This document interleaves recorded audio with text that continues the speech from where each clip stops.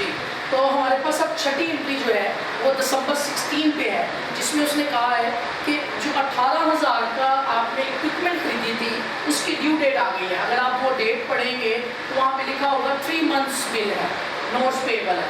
तो 16 सितंबर के बाद 16 अक्टूबर, 16 नवंबर, 16 दिसंबर तो एग्जैक्ट उसकी डेट आ गई है। लेकिन प्रॉब्लम ये है कि वो कहता है कि आपने स्टेटमेंट के मुताबिक ये कहना चाह रहा है कि 18,000 जब हम वो लेने आया तो हमने से कहा भाई आप अपना सूद इतना बनता है वो तो ले लो, लेकिन अभी हमारे पास कैश बाकी नहीं है आपको देने के लिए। तो कहता है मैं क्या करूँ? तो हमने कहा आप नया हम पे नोट्स ड्रा कर लें, जिस हम बिल ऑफ एक्सचेंज में पढ़ते थे कि अगर पैसे नहीं है तो नया बिल ड्रा हो जाता था। तो उसने सूद पे कर दिया है। तो हम बिल में ये भी पढ़ते थे बिल के पैसे मिले या ना मिले, बिल खत्म हो जाता है। इसी तरह यहाँ पे नोट्स पे एबल भी खत्म हो जाएगा, नोट्स पे एबल अकाउंट डेबिट। साथ आप उसको इंटरेस्ट, कहता है इंटरेस्ट आप ले लो मुझसे, इंटरेस्ट आप पे कर देते हैं। 18,000 का नोट्स पेबल है तो आपने कैश पेमेंट भी की है कुछ, लेकिन वो सिर्फ इंटरेस्ट की, और बाकी उसको कहा है कि मुझसे नया इंटरेस्ट जो है वो चार्ज करो। लेकिन सबसे पहले हम इंटरेस्ट देखेंगे, इंटरेस्ट कितनी बनती है। अगर आप क्वेश्चन देखेंगे 16 सितंबर वाली एंट्री देखेंगे, उसमें लिखा हुआ है 18,000 का नोट्स पेबल है, 3 मंथ्स के लिए 10% इंटरेस्ट है। तो हम उसका 18,000 के हिसाब से 3 मंथ्स का बिल था, 3/12 मल्टीप्लाई बाय 10% जब हम करेंगे तो उसकी वैल्यू हम कैलकुलेट कर लेंगे, जो कि तकरीबन बनती है 450 इसके बनेंगे। लेकिन अब जब हम उसको 18,450 देना था, लेकिन आपके पास अभी सिर्फ कैश 450 रुपये था, आपने कहा ये कैश इंटरेस्ट तो अपना पकड़ो। तो कहता है इंटरेस्ट से गुजारा नहीं है भैया, मेरा नोट्स पे भी 18,000 बनता है, ये भी दो। आपने कहा कैश नहीं है, मुझ पे नया बिल ड्रा कर दो। तो अब जब नया बिल ड्रा करेगा वो नया बिल हमारे लिए लायबिलिटी बन जाएगा। तो नोट्स पे एबल जो है वो नया ड्रा हो जाएगा 18,000 रुपये से। लेकिन अब वो कहता है मैंने 18,000 रुपये अब 10% सूद चार्ज नहीं करना। वो कहता है the 18,000 notes payable to SeaWorld equipment matured today. SeaWorld paid the accrued interest on this notes payable. उसने accrued interest तो पे कर दिया है, but and issue a new 30-day bill. उसने 30 दिन और मांग लिए, 30 डे का उसने नया बिल ड्रा कर दिया तो बिल लायबिलिटी क्रेडिट हो जाएगी। 16% नोट्स पेबल, अब उस पर 10% सूद नहीं होगा, 16%। यानी नेक्स्ट अब जब कैलकुलेशन की जाएगी वो 16% की जाएगी, 10% नहीं की जाएगी। आपको पता है कि जब हम बिल ऑफ एक्सचेंज पढ़ते थे तो उसमें भी हमें कहा जाता है ये नया बिल ड्रा कर दूंगा लेकिन सूद लूंगा। तो सूद तो हम पहले भी ले रहे थे, लेकिन पहले सूद था 10%, तो हम रेट ऑफ इंटरेस्ट इंक्रीज कर देंगे कि सूद लूंगा। अब वो कहेगा सूद तो पहले मैं ले रहा हूँ, मुझे कोई फायदा बताओ कि तो ज़्यादा सूद चार्ज कर लो। तो 10% की बजाय 16% के हिसाब से ये नया बिल जो है वो ड्रा हो जाएगा। तो यहाँ पे यहाँ तक जो है इसका पहला जो है ए पार्ट था कि आपने जनरल एंट्रीज कर दी। सेकंड में हमें कह रहा है बी ऑप्शन, ये था ए ऑप्शन। बी ऑप्शन में हमें क्या कहता है, एंट्रीज खत्म हो गई हैं लेकिन फिर भी बी ऑप्शन में हमसे कुछ मांग रहा है। Prepare the adjusting entry eight 31 दिसंबर, कहता है 31 दिसंबर को एडजस्टिंग एंट्री करते हैं।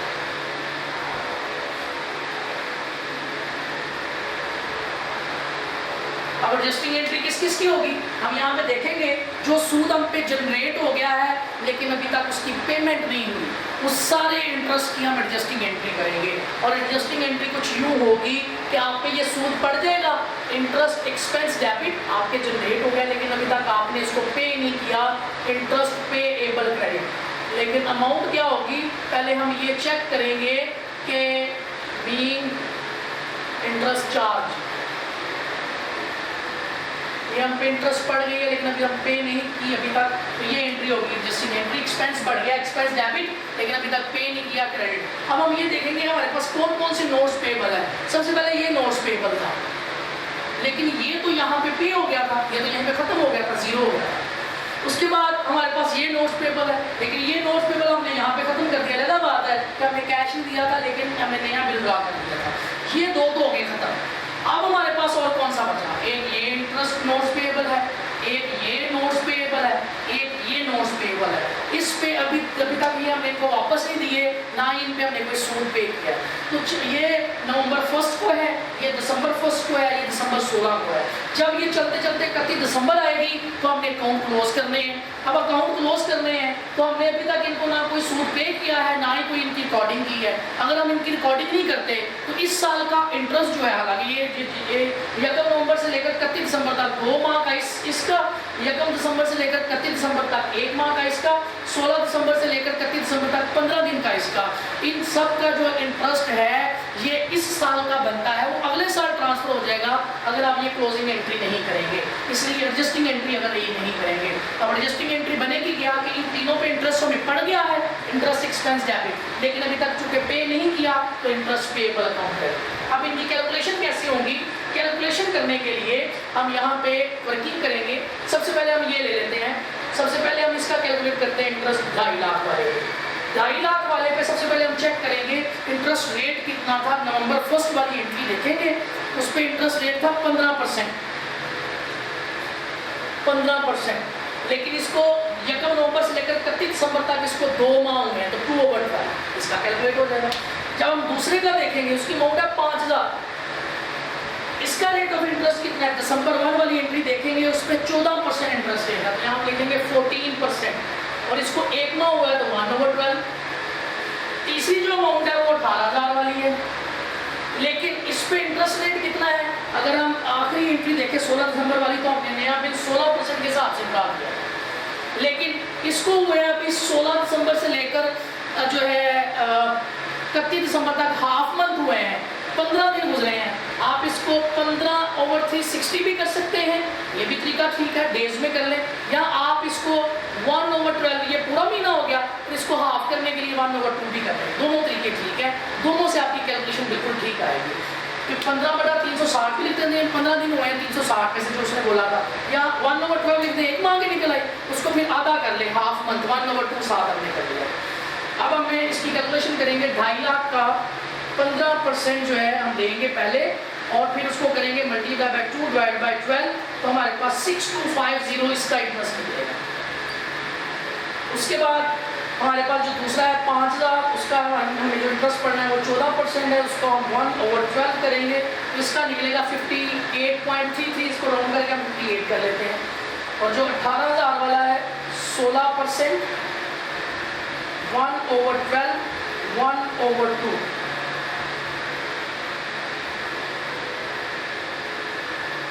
हमारे पास ये 120 रुपये निकले। और जब हमने इन तीनों को प्लस किया, 58 प्लस 6250, 6250, तो हमारे पास 6428 इंटरेस्ट बना। इतना इंटरेस्ट जो है वो हमें अभी पे करना है। हम पे चार्ज हो गया, लेकिन अभी तक पे नहीं हुआ।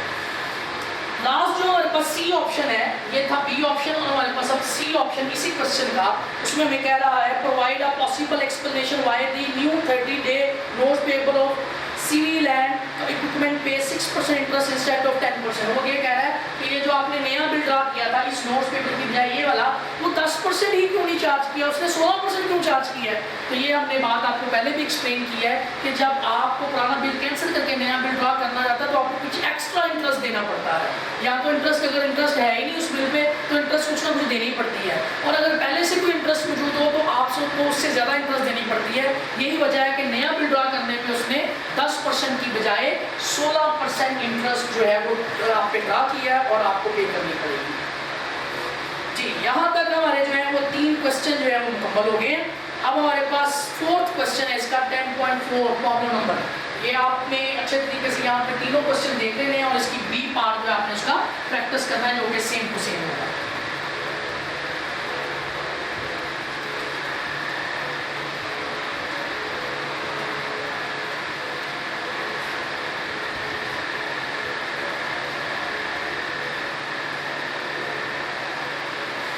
जी, 10.4 क्वेश्चन है हमारे पास नेक्स्ट।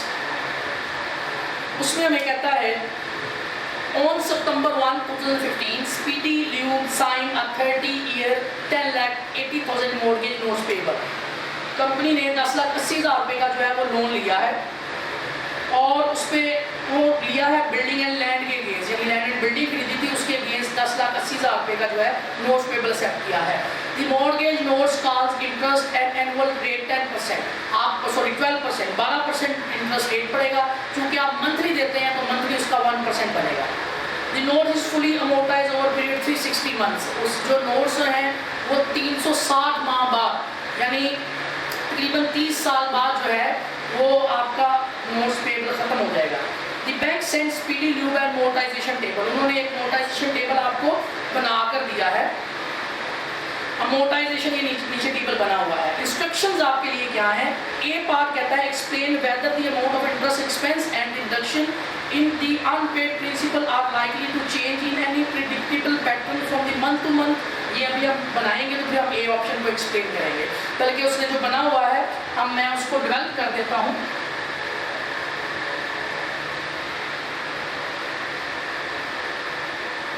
अमोर्टाइजेशन टेबल, टेबल ये कुछ इस तरह से बनाया हुआ है उसने, जो उसकी इंस्टॉलमेंट वैल्यू है, इंटरेस्ट पेड सबसे पहला कॉलम, इंटरेस्ट पेड का कॉलम है, पेमेंट ड्यू है,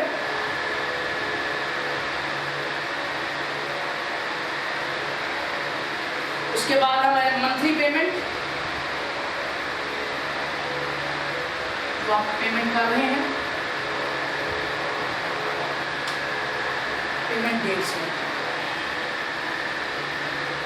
उसके बाद है इंटरेस्ट एक्सपेंस, इस इंस्टॉलमेंट में से आपका इंटरेस्ट कितना बना और उसमें जो है प्रिंसिपल वैल्यू कितनी बनी और आपका जो है अनपेड बैलेंस कितना बचा।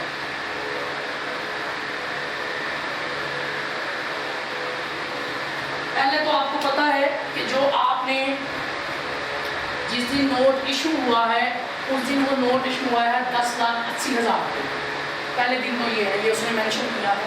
उसके बाद पहली किस्त पे की आपने और दूसरी किस्त पे की है। पहली किस्त की आप हर महीने के स्टार्ट पे करते हैं, पहली अक्टूबर 1 को पे किया, दूसरी नवंबर 1 को पे किया।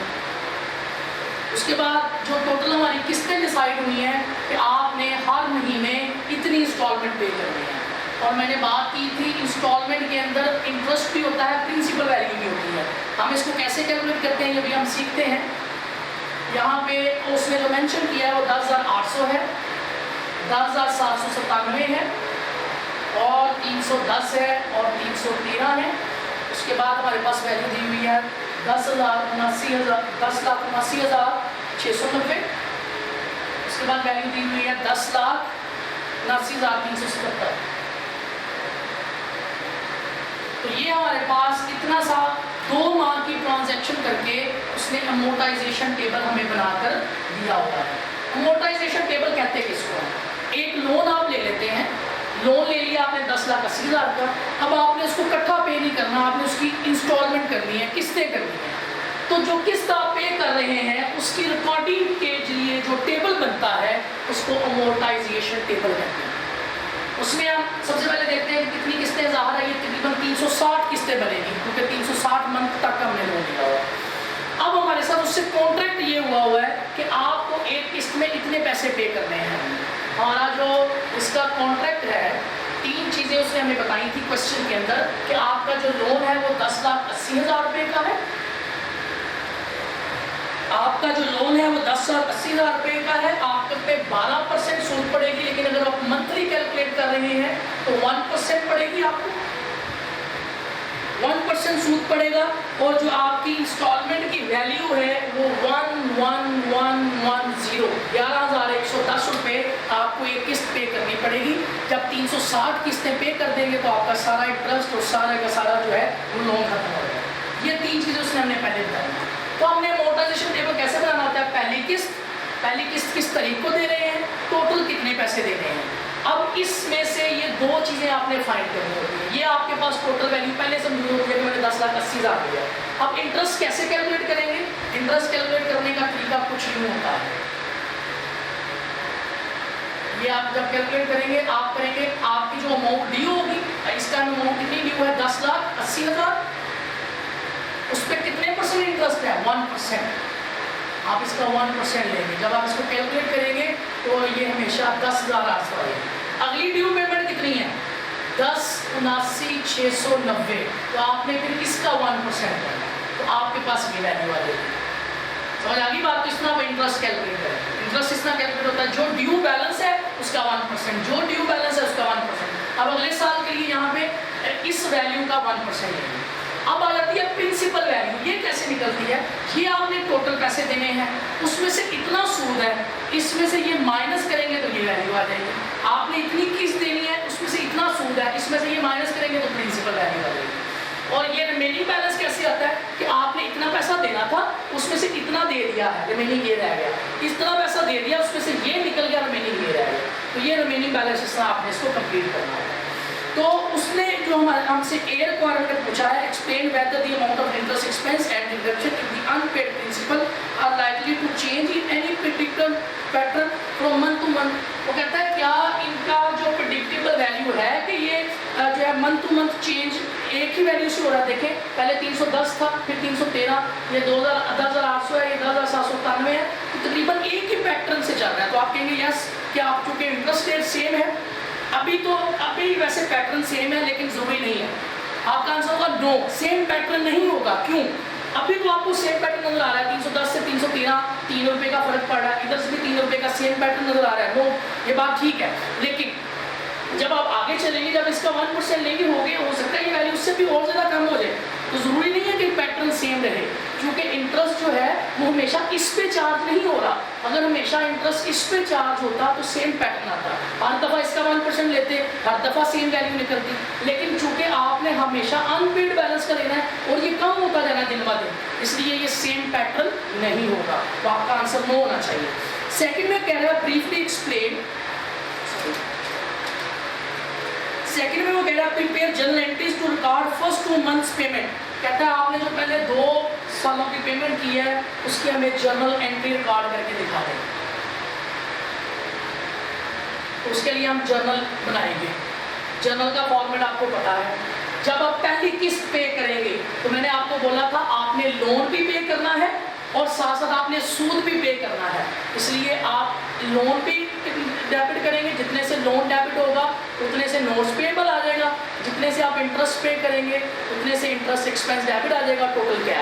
टोटल कैश आपने पे करना है 11140, जबकि इंटरेस्ट की वैल्यू है उसमें 10,800 और उसमें प्रिंसिपल की वैल्यू है सिर्फ 310 रुपये। तो ये पहली जर्नल एंट्री हो जाएगी। फिर दूसरी जर्नल एंट्री सेम आएगी, सेम उसी तरह आपने नोट्स पेएबल पे किया और साथ इंटरेस्ट भी पे किया। जब भी किस्त पे होती है दोनों चीज़ें पे होती हैं। टोटल वैल्यू उसी तरह उतनी ही बनी, लेकिन इस टाइम आपका इंटरेस्ट है 10,797 और आपकी प्रिंसिपल वैल्यू है 313। तो इस तरह आप जो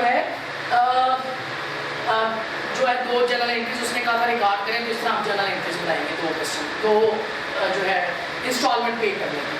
आगे कहता है compute this amortization table for 2 more month installment दस due on December 1 and January 1। कहता है नवंबर 1 तक तो मैंने कर दी है, तो आप जो है आगे 2 महीने ही कर दें, दिसंबर 1 और जनवरी 1 को आप कैलकुलेट कर दें। इंस्टॉलमेंट मैंने बोला सेम रहेगा, इंस्टॉलमेंट चेंज नहीं होगी, लेकिन इंटरेस्ट चेंज होगा। अब इंटरेस्ट इस वैल्यू की बजाय इस वैल्यू पे पड़ेगा 10,79,370 का। जब आप 1% लेंगे तो आपसे इंटरेस्ट निकलेगा 10,79,370। अब इसका 1% लें तो हमारे पास आंसर आएगा 10,794। 10,794 लिख सकते हैं 94। और आपकी जो टोटल वैल्यू थी किस्त की वो थी 1,110 माइनस 10,0794। ये माइनस कर देंगे तो 316। अभी तक सेम पैटर्न निकल रहा है। अब उधर से 10,793,77 माइनस 316 कर देंगे तो रिमेनिंग 10,79,061। तो 10,79,061 रिमेनिंग बैलेंस बचेगा। अब जब अगली की बारी आएगी फिर हम सूद कैलकुलेट करेंगे। अब हम 61 का 1% लेंगे। इसका जब हम 1% लेंगे तो हमारे पास आएगा 10,790। इसको 10,791 भी लिख सकते हैं।